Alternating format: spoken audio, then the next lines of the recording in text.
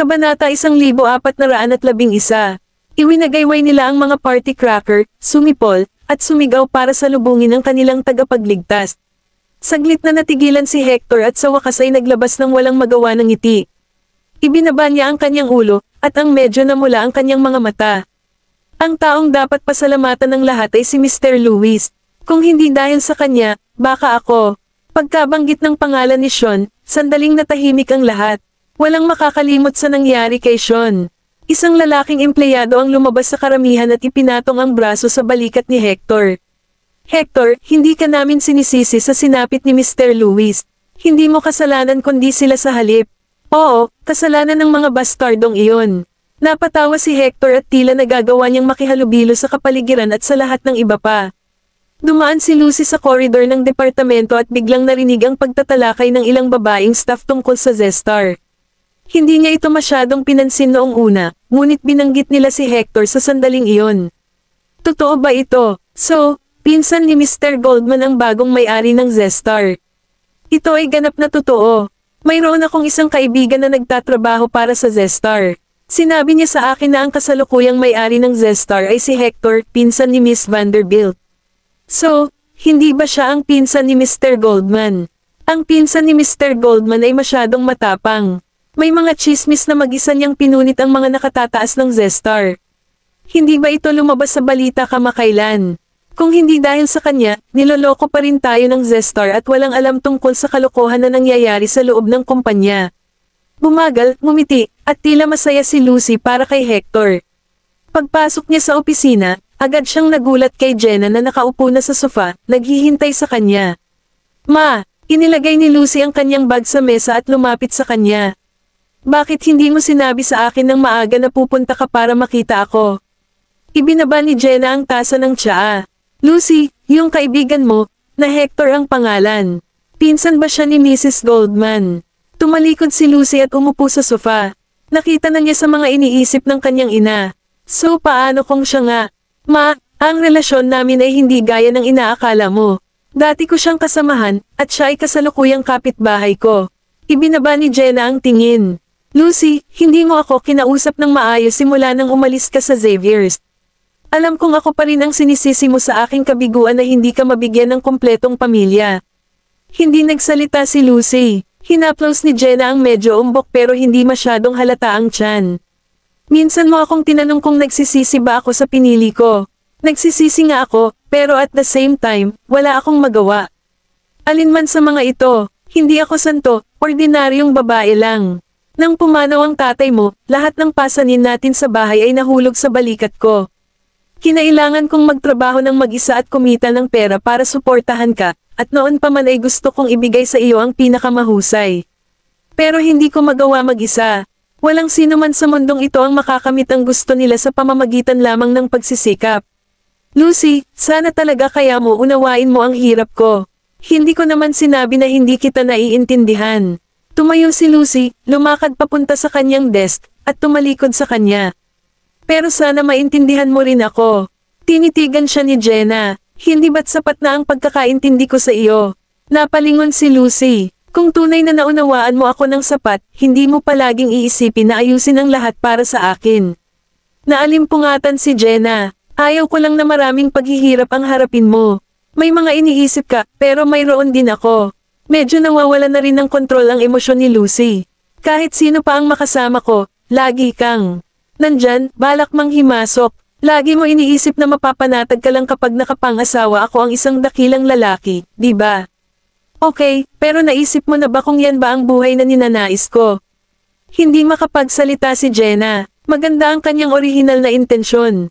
Gusto lang niyang tulungan ang kanyang anak, umaasang hindi na niya kailangang maghirap magtrabaho kagaya ng sarili, pero matagal na niyang binabaliwala ang kagustuhan ng anak.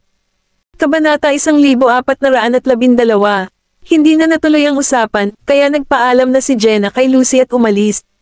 Nasalubong ni Jenna si Maisie sa corridor habang palabas ng elevator si Maisie. Mrs. Goldman. Ngumiti si Maisie sa kanya at nilapitan siya.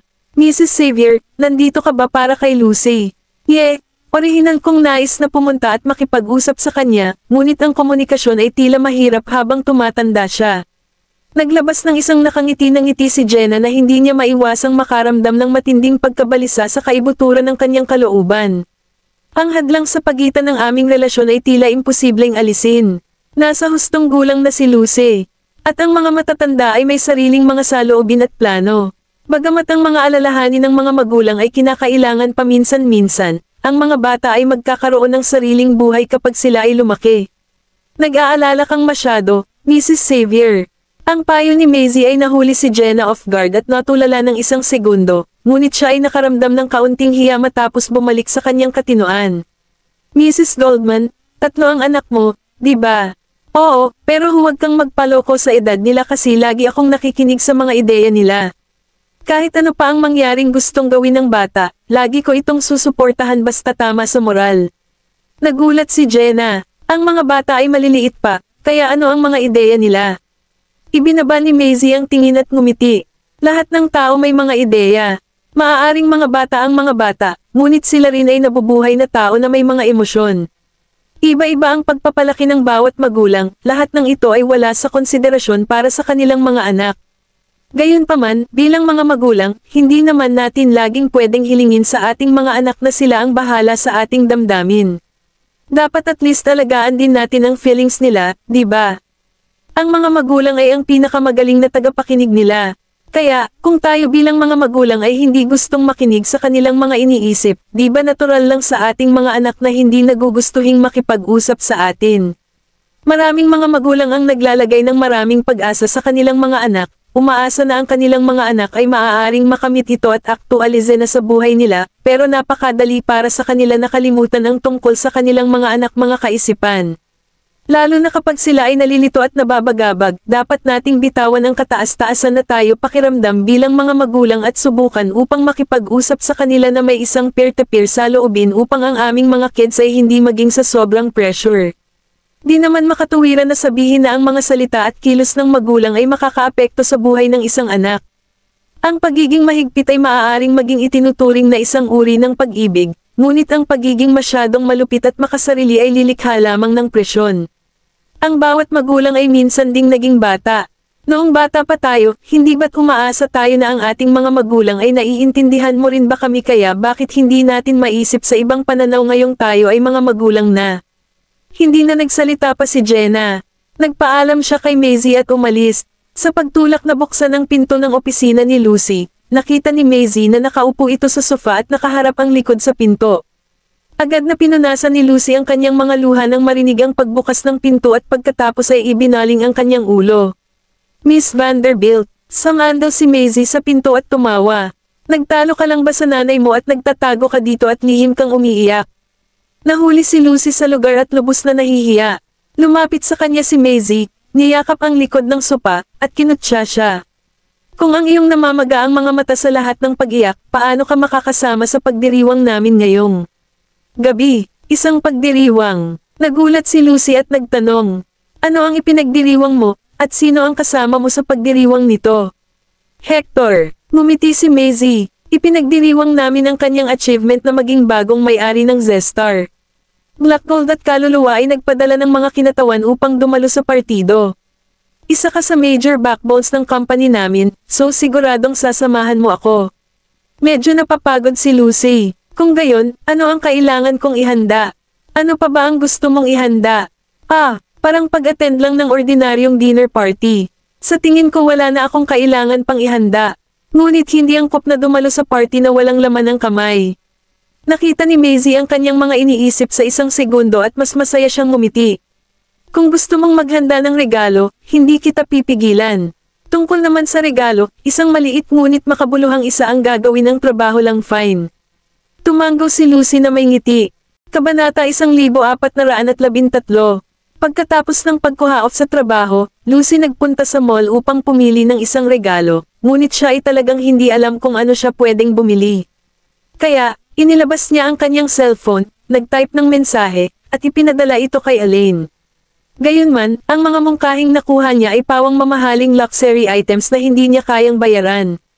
Tiyak na nagkamali ako ng tao para humingi ng payo, tumingin si Lucy sa paligid ng mall, at lumapag ang kanyang tingin sa isang souvenir store. Bigla niyang naisip ang mecha figure collection ni Hector sa bahay nito. Dapat interesado siya sa mga ito, di ba? Pumasok si Lucy sa tindahan para maghanap ng regalo, at ang tindera lumapit sa kanya at masiglang nagpakilala sa kanya ng ilang modelo. Sinabi niya sa kanya na regalo iyon, at agad na unawaan ng tindera ang kanyang mga pangangailangan. Bibili ka ba ng regalo para sa boyfriend mo? Nabulunan si Lucy sa kanyang sagot. Siyempre hindi, ordinaryong kaibigan lang siya. Para bang hindi niya narinig ang paliwanag nito, dinala siya ng tindera sa stand sa kabilang panig ng tindahan. Anyway, tao lang siya. At hanggat lalaki, kahit gaano pa siya katanda, magkakaroon siya ng mapaglarong isip ng isang ganap na batang lalaki. Ang mga figure na ito ang pinakamabente sa aming tindahan. Tinignan ni Lucy ang iba't ibang figure na nakadisplay sa mga rack, may mga anime character at mecha. Sinulyapan niya ang mga price tag at nagulat siya. Ang mahal ba ng lahat ng laruan na ito? Naglabas ng walang magawa ng ngiti ang tindera. Iba ang mga laruan at figurine. Kung ikaw ay lumabas doon at magtanong sa paligid, mapagtanto mo na ito ay talagang normal para sa mga figurine na ibenta para sa daan-daang dolyar o kahit na ilang libong dolyar. Ang mga figurine ay mahal hindi lamang dahil ang ilan sa mga ito ay limitado kundi dahil din ito sa mga figurine ay napaka-fragile at nangangailangan ng isang tiyak na halaga ng maintenance cost. Karamihan sa mga hilaw na materyales na ginamit upang lumikha ng ang mga figurine ay napakasensitibo sa ultraviolet ray at sasailalim sa hindi maibabalik na mga pagbabago sa ilalim ng irradiation, tulad ng pagkasira at pag-aalis ng kulay. Hindi rin dapat initin ang mga numero. Kung hindi, sila ay tumanda napakadali at mabawasan ang kanilang lifespan. Inilabas ni Lucy ang cellphone, tiningnan ang balanse ng kanyang account, nagngangalit ng ngipin, ibinaling ang ulo sa paligid, at nagtanong. Kung gayon, mayroon ka bang limitadong edisyon dito? Malupit na sinunog ni Lucy ang isang butas sa kanyang pitaka at bumili ng isang limitado edition robot figure na nagkakahalaga ng $2,500. Ibinaon niya ang mukha sa manibela nang bumalik siya sa kotse dala ang figurine. Ang madali ang pagbili ay tunay na ang diablo. Gayunpaman, nakahinga ng maluwag si Lucy nang isipin na dapat niyang magustuhan ito regalo. Nang dumating ang gabi, ang mga kumpol ng mga neon light bulb ay nagliwanag at lumitaw sa ilalim ng kalangitan sa gabi. Ang Grand Hotel of Baseburg, na matatagpuan sa Base Waveport, ay mukhang isang kumikinang na perlas na nakatayo malapit sa overpass. May mahabang mesa na natatakpan ng asul at puting tela sa napakagandang banquet hall, at lahat ng uri ng naglagay ng alak at mga masasarap na pagkain sa mesa.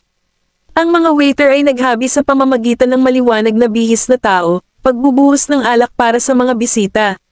Tumayo sina Maisie at Nolan sa dami ng tao. Karamihan sa mga negosyanteng dumating para kausapin sila ay mga collaborator ng Black Gold. Bukod sa Royal Crown, kahit Zestar ay nagpapatakbo ngayon sa ilalim ng banner Black Gold. Si Mr. Goldman ay tunay na isang pambihirang at determinadong negosyante. Ang Royal Crown at Zestar ay kabilang sa mga nangungunang ahensya sa ang industriya ng entertainment. Ang Zestar ay nagulo lamang sa kanilang seryosong operasyon dahil sa kanilang estilo ng pamamahala. Ang isa pang negosyante ay nagsabi ng may isang ngiti. Black Gold ay nakuha Zestar, kaya ito maging isang kahit na higit pa malakas na player sa industriya ng entertainment mula ngayon. Nandito rin si Mr. Hannigan at Mr. Boucher. Nang makitang lumitaw sina Tanner at Helios, ilang may-ari ng mga kumpanya ang lumakad patungo sa kanila na may mga baso ng alak masigla. Si Tanner ay isa sa mga kasosyo sa negosyo ni Black Gold, at tungkol kay Helios, siya ay napunta sa likod ng mga eksena at maging direktor pagkatapos tumigil sa entertainment industry. Natural lang na mas naging malakas pa ang kanyang mga koneksyon sa bilog kaysa dati. Alam ng lahat na nakuha ni Nolan ang Zestar para sa kanyang pinsan, na kinamumuhian ng nakaraang Zestar mas mataas ups. Ang pinsan sa batas ay nakuha lamang ang Zestar, kaya tiyak na kailangang palakasin ang kanyang mga koneksyon sa ang industriya. Ang layunin ng pagdaraos ng salusalo na ito ay upang mabigyan ng pagkakataon ng pinsan na magtakda ng isang paaain ang bilog. Ang itsura ni Helios ay siya na nagpapakita ng malaking paggalang kay Nolan. Kabanata 1414. Lumapit sina Barbara at Pearl kay Maisie. Ang pinsan mo ang protagonista ngayong gabi. Bakit hindi pa siya nagpapakita? Ngumiti naman si Maisie. Baka naman pinaghahandaan pa niya. Sakto nang sabihin nito na lumabas si Hector sa pinangyarihan, at katabi niya ang dating manager ni Zestar, Trident. Magka-partner sina Trident at Sean sa Zestar. Alam ni Trident ang isang bagay o dalawa tungkol sa pagkamatay ni Sean at ang mga kilos ng ex-Zestar na mas mataas. Iyon ay Hector na nag-hire sa kanya pabalik sa Zestar. Mas formal ang suot ni Hector ngayon. Nakasuot siya ng three-piece suit. Ang kasuotan ay hindi lamang ginawa sa kanya hitsura grand, ngunit ito rin ginawa sa kanya agsod isang mature at marangal na aura. Gayunpaman, medyo napigil si Hector nang suot niya ang outfit na ito. Lumapit sa kanya si Maisie at inayos ang kurbata nito para sa kanya. Ito ang iyong unang pagkakataon na bihis sa isang bagay na tulad nito. Hindi ka pa sanay, di ba? Oo nga, hindi talaga ako sanay. Nakaramdam ng awkward na si Hector, at nag-click ng dila si Trident na nakatayo sa tabi niya. Marami pa rin bagay na hindi ka sanay. Ikaw na ang may-ari ng kumpanya ngayon, kaya kailangan mong matuto marami pang iba para makipag-usap sa upper social class. Habang sinasabi niya iyon, sumandal siya kay Hector. Dapat mo ring panatilihin ang iyong pagtitimpi sa tseke. Kailangan mong magsalita ng mataktika sa industriya na tayo. Ikaw kailangan kunin ang kasanayan sa pag-alam kung kailan magsasalita at kung ano ang sasabihin. Ang pagiging extra careful sa iyong kapaligiran ay palaging isang magandang bagay. Kaya, matuto kang maging mas matalino at mas Pinoy para hindi ka maakay sa ilong ng iba. Tumanggaw lang si Hector. Salamat sa mga tips. Habang nakatingin sa kanila, biglang naglabas ng ngiti si Maisie. Mr. Gallagher, tunay na matagal ka na sa entertainment industry.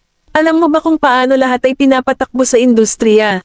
Ngumiti si Trident. Ako ay nakaligtas sa mga tao na nakilala ko sa Zestar, kaya paano ko hindi maaaring kunin ang isang bagay o dalawa sa buong aking paglalakbay? Kung ganoon pakialagaan mo na rin si Hector sa hinaharap. Tumanggaw si Trident at ngumiti. Oo nga naman. Paanong hindi ko maaalagaan ng mabuti ang lalaking mataas ang pag-asa ni Mr. Lewis? Kakasimula pa lang ng salo-salo, at sinimulan na ni Nolan na ipalibot si Hector sa venue at pagpapakilala sa kanya sa mas maraming tao. Gusto niya talaga na magkaroon ng matibay na paa si Hector sa industriya, na makabubuti lamang sa kanya. Nag-aral si Hector ng makeup at fashion styling, pero hindi ito pipigil sa kanya na pumili ng ilang skills na makakatulong sa kanya sa pamamahala ng isang entertainment company. Ang mga kilalang tao ay palaging nangangailangan ng marketing ng isang kumpanya, at ang landas ng karera na dapat nilang sundin at ang character setup na dapat nilang ilagay ay noon pa man ay natukoy ng kumpanya. Not to mention nakakaiba ang taste ni Hector pagdating sa fashion ng mga artista ng kumpanya styling, na maipapakita niya habang pinamamahalaan ng Zestar. Noon pa man ay sabik na ang mga tao na matuto, at habang lalo silang natututo, mas maraming posibilidad ang naghihintay mga ito sa hinaharap. Kaka-rating lang ni Lucy, pero hindi niya inaasahan na marami siyang makikita. May dala siyang bag na may yung figure na kakabili lang niya dito. Ang mga taong dumalo sa salo-salo ay pawang kaakit-akit na nakasuot, ngunit siya. Bagamat pinili niyang isuot ang pinakamagandang damit na pag-aari niya, siya pa rin ang pinakakaraniwan lukang person sa lahat ng dadalo. Tumingin siya sa mga tao at di nagtagal ay nakita niya ang figure ni Hector. Gusto niyang itaas ang kamay niya para bumati kay Hector pero nakita niya ang stepfather niya at si Elaine na naglalakad papunta kay Hector. Binigyan ni Edward si Hector ng regalo, na tila napakamahal. At nilapitan ni Elaine si Hector at may sinabi sa kanya, at natawa naman si Hector. Dahan-dahan na bumaba ang kamay ni Lucy na nakabitin sa ere. Pagkatapos ay tiningnan niya ang bag na nasa loob ng kanyang kamay. Kumpara sa ibinigay nila sa kanya, parang wala sa lugar ang regalo ko. Hindi lang ang regalo, siya at ako pa. Kimi ay dalawang individual na nagmula sa dalawang magkaibang dimensyon. Si Elaine ay anak ng Xavier, at si Hector naman ay pinsan ni Mr. Goldman. In terms of status, ako wala kasing ganda ni Elaine, tiyak na ituturing akong isang taong hindi alam ang kanyang posisyon kung ako para ay claim na friends ko si Hector. Ibinaba ni Lucy ang kanyang tingin, tumalikod, at halos lumabas na pero may nakasabay siyang waiter sa tabi niya. Nag-splash sa kanya ang nahulog na wine glass. Nang makita ng waiter na may nabangga siya, mabilis siyang humingi ng paumanhin, sorry, miss. Okay ka lang. Kabanata 1415. Ang kaguluhan ay nakatawag ng atensyon at nagpanik si Lucy. Natatakot din siya na malalaman ni Edward pagpunta niya sa party. Okay lang. Okay lang naman ako. Pagkatapos ay tumakbo siya palabas ng venue. Tinawag siya ng waiter, pero hindi siya lumingon. Tila narinig ni Hector ang boses ni Lucy, kaya't dinaling niya ang ulo upang tumingin. Nakita lamang ang isang pamilyar na figure na nagmamadali palayo. At ang waiter lang ang naiwan, naglilinis ng gulo. Tumakbo si Lucy sa banyo at nilinis ang mga mantsa ng alak sa kanyang damit na may tubig, ngunit mas lalo siyang hinugasan, mas naging madumi. Bigla siyang nalungkot at gustong umiyak. Sa sandaling iyon, tumunog ang telepono sa kanyang clutch. Inalis niya ang telepono, at ito ay isang tawag mula kay Hector. Siya nag-alangan ng ilang segundo bago sumagot. Tinanong ni Hector kung nasaan siya. Pinulot niya ang clutch, lumabas ng banyo, at tumakbo kay Hector, na dumating para hanapin siya sa koridor. Ibinaling ni Hector ang ulo at dahan-daang ibinaba ang telepono habang nakatutok ang tingin sa bahid ng alak ni Lucy. Lihim na itinago ni Lucy ang bag sa likod niya. Bagamat medyo aggrieved siya at nalulungkot, pinilit niyang ngumiti. Sorry, aksidente kong nadungisan ang damit ko, kaya parang hindi na ako papasok. Nilapitan siya ni Hector, nakita ang bahagyang pula ng mga mata nito, at dahan-dahan niyang binuka ang kanyang mga labi. Okay lang naman. Ipasok kita at may gagawin ako tungkol dito.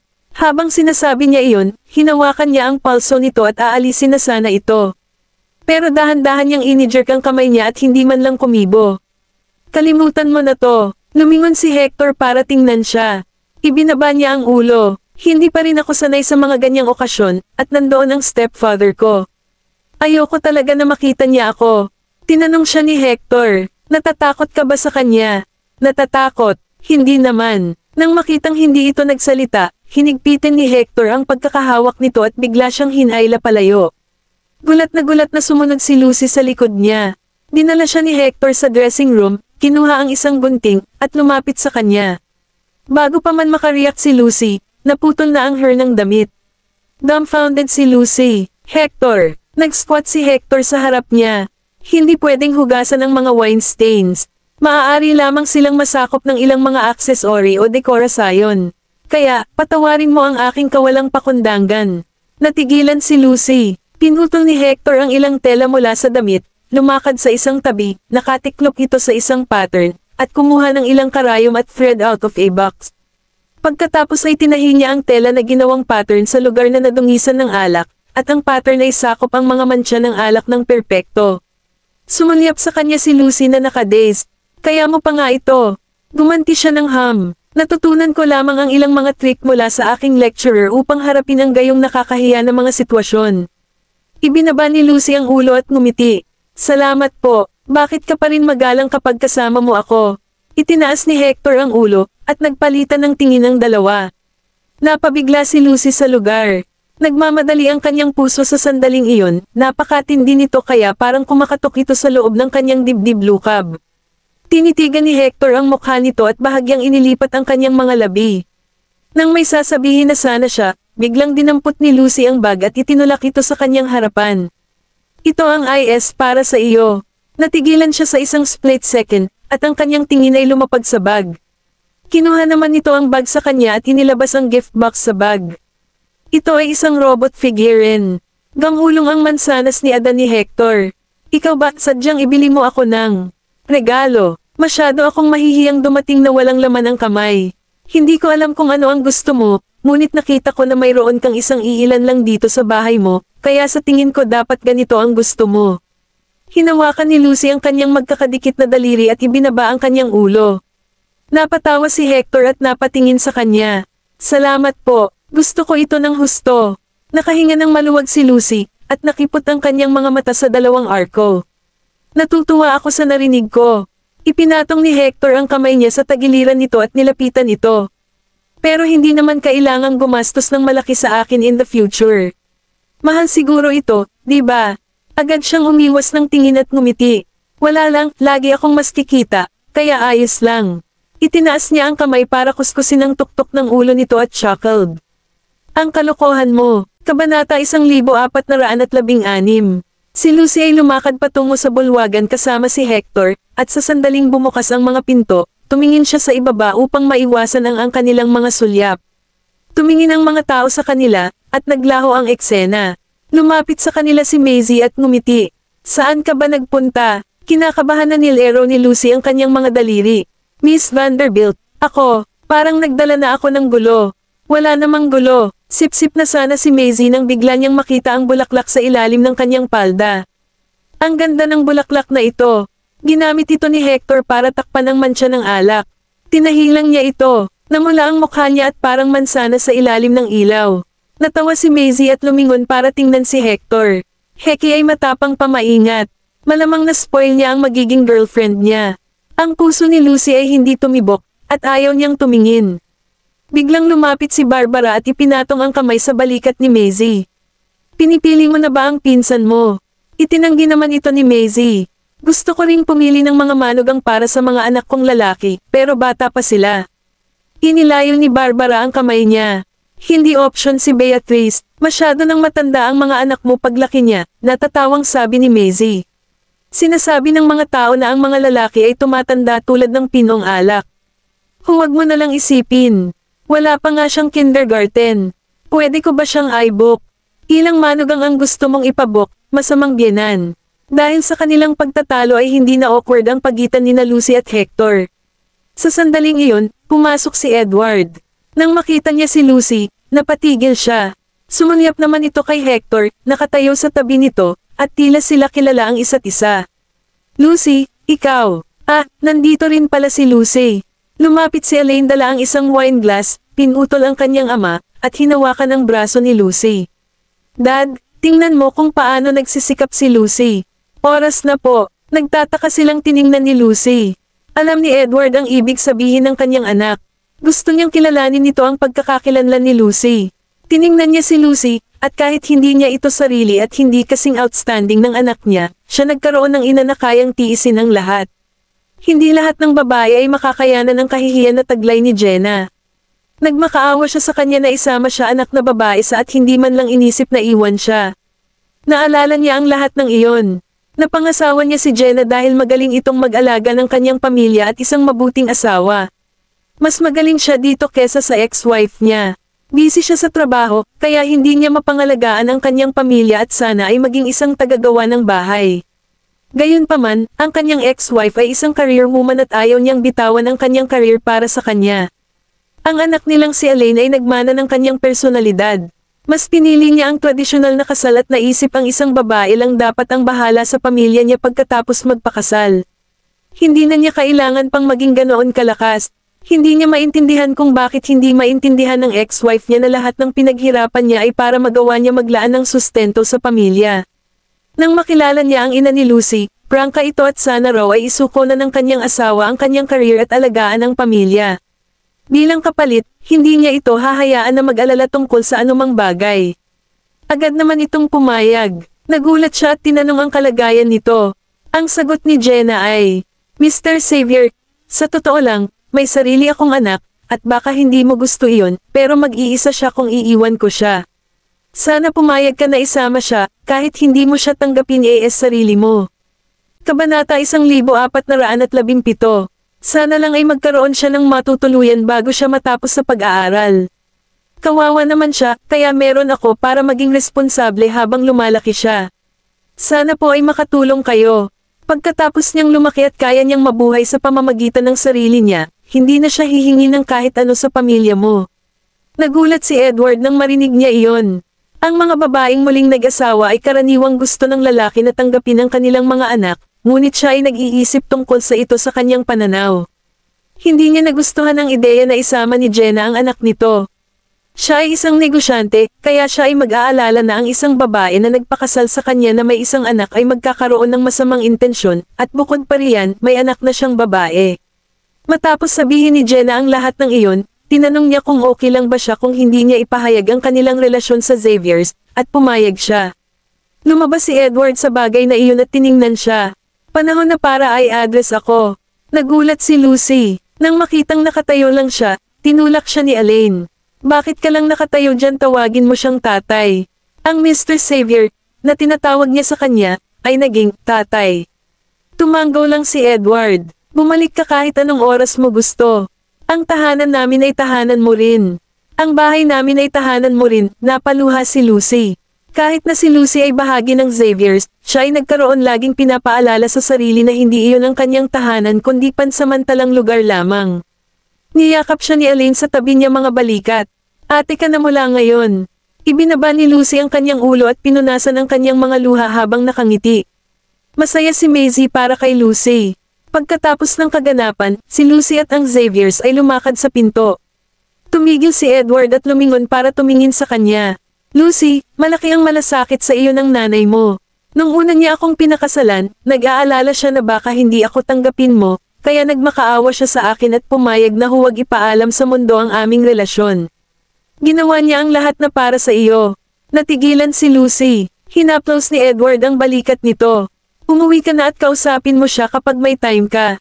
Mabait siyang ina at sana maintindihan mo isang araw. Sumakay na si Edward sa kotse. Tumalikod si Elaine para tumingin sa kanya at mamulong. Salungat ang takbo natin, kaya hindi tayo makapagmaneho ikaw. May sakay ka pa rin. Pagkatapos ay tumingin siya sa likod ni Lucy. Tumayo si Lucy doon hanggang sa umalis ang kotse. Lumingon siya, nakita niya si Hector na naglalakad pababa ng hagdan, at natigilan ng sandali. Hindi ka pa ba bumalik? Hindi, kausap ko sina Maisie at Nolan. Tumigil si Hector sa harap niya at tiningnan ang relo niya. Gusto mo bang mamasyal? Napahinto muna si Lucy. Gusto mo bang mamasyal? Oo, medyo nainom na ako. Kailangan kong matino. Sasamahan kita kung ganoon. Ang ganda ng neon lights sa pier. Nagmaneho ang mga kotse sa malalapad na kalye, at nagningning ang mga headlight. Naglakad silang dalawa sa tulay habang nagniningning sa kanila ang Adam yellow light.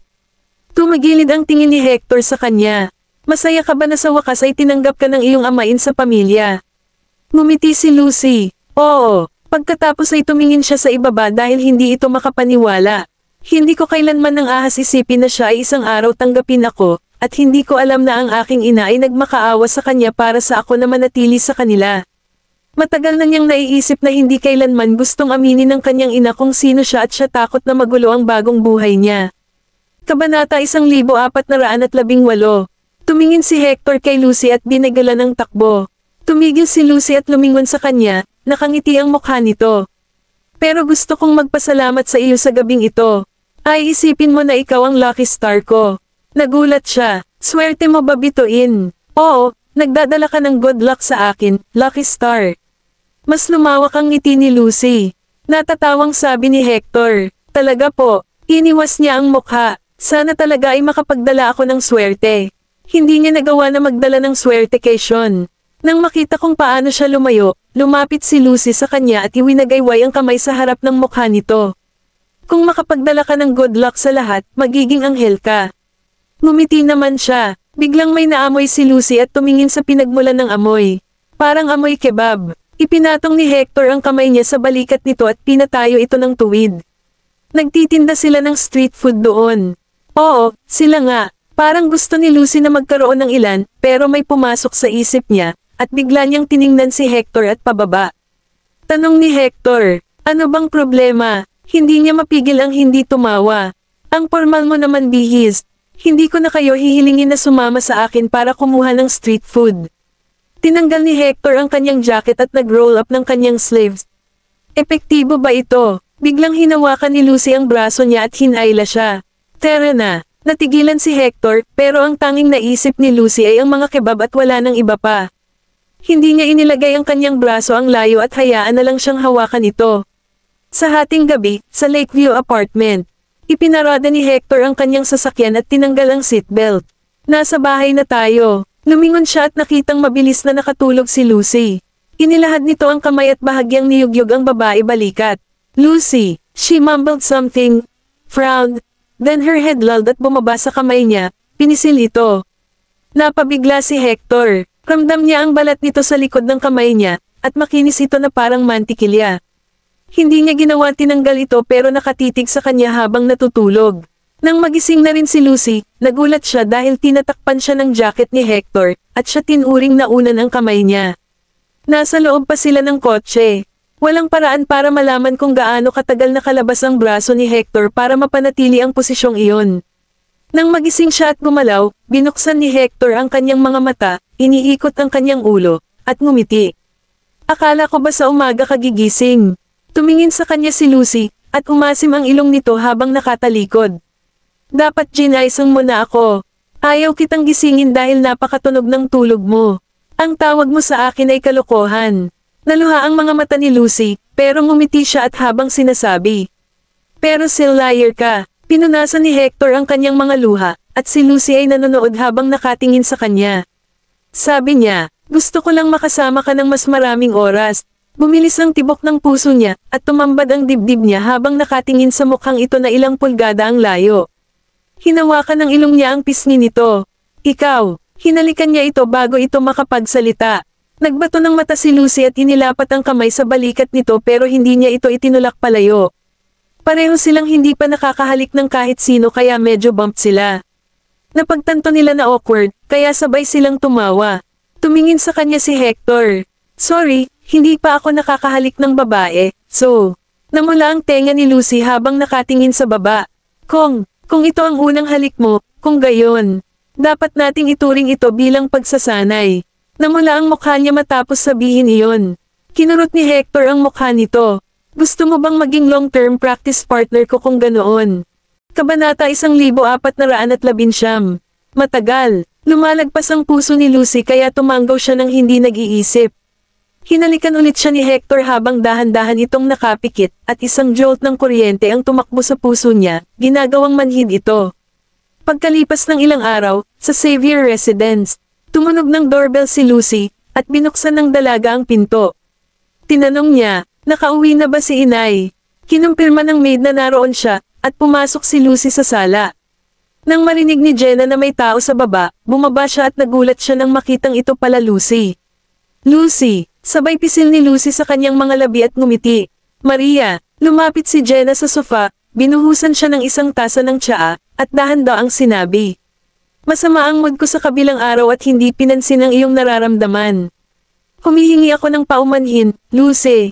Inilapag niya sa harap niya ang teacup. Alam ko na lahat kayo ay malaki na ngayon, pero hindi ko na mapigilan ang sarili ko. Hindi kita sisihin kung sa tingin mo nagi ako. Ay umasa ka lang na magiging masaya ka. Ma, hindi kita sinisisi. Napahinto si Jenna, saka tumingin sa kanya. Ngumiti si Lucy. Sinabi sa akin ni Dad na lagi mo akong inaalagaan. Nagulat si Jen. Ano ang tawag mo sa kanya? Itay. Tumingin sa paligid si Lucy. Ako, pwedeng tawagin siyang Did mula ngayon. Tinatakpan ni Jenna ang bibig habang masayang naluha. Totoo ba yan? Tumanggaw lang si Lucy. Nagsimulang magbalang si Jenna, pero hindi dahil malungkot siya. Masaya siya. Tumayo si Lucy, tumabi sa kanya, at niyakap siya. Masama ang pakiramdam niya nang makita niyang umiiyak ang kanyang ina. Ma, wag ka na umiyak. Pinaiiyak mo rin ako. Ako, na-overwhelm lang ako. Pinunasan ni Jenna ang kanyang mga luha at nakangiting hinawakan ang kanyang kamay. Tinapik niya ito, at ngumiti sila habang nakatingin sa ang mga mata ng isa't isa. Walang palitan ng salita, pero nagkaintindihan sila. Nanatili muna si Lucy doon at iniwan ang manor matapos magpaalam kay Jenna. Nakatanggap siya ng mensahe nang makasakay na siya sa kotse. Ano ang pakiramdam mo ngayong gabi, dadalhin kita kahit saan mo gusto? Alam niyang si Hector lang ang pumalit kay Zestar at magiging busy, pero hindi niya nakalimutang mag-message sa kanya sa kabila niyan. Ngumiti siya sa screen niya at pabirong sumagot, ikaw ang pagkain ko. Hindi niya planong ipadala ito, subalit aksidenteng pinindot ang ipadala. Agad na naglaho ang ngiti niya. Hindi. Agad niyang binura ang mensahe. Di niya siguro nakita, sa kasamaang palad, hindi niya inaasahan na ang mga mata ni Hector ay palaging nasa telepono nito. Kaya, nang ipadala niya ang mensaheng iyon, nakita niya ito na kasing linaw ng araw. Hindi niya mapigil ang mapatawa bago sumagot, uuwi ako kanina ngayon din. Humiga si Lucy sa manibela. Napakahiya naman. Siguro iniisip niya na clingy siya. Sa kaluluwas nga ng alahas, si Lucy ay abala sa pagbili ng pagkain para sa lahat sa nakalipas na 2 araw. Curious na tinalakay ito ng iilang babaeng empleyado. Nag-strike ba siya sa loto, hindi man lang siya mag-splurge sa pagkain dati, pero ngayon binibili na niya ang aming pagkain din. Lucy ang definition ng isang miser. Iba siya dahil ang ibang misers ay napakaingat lang sa paggastos ng pera, samantalang siya ay nag-iingat lang hindi pumayag si downright na mapunta sa iba ang pera niya. Noong una siyang na-promote, lahat ay gustong bumili siya ng pagkain sa kanila, pero sinabi niya na siya kailangan para makatipid.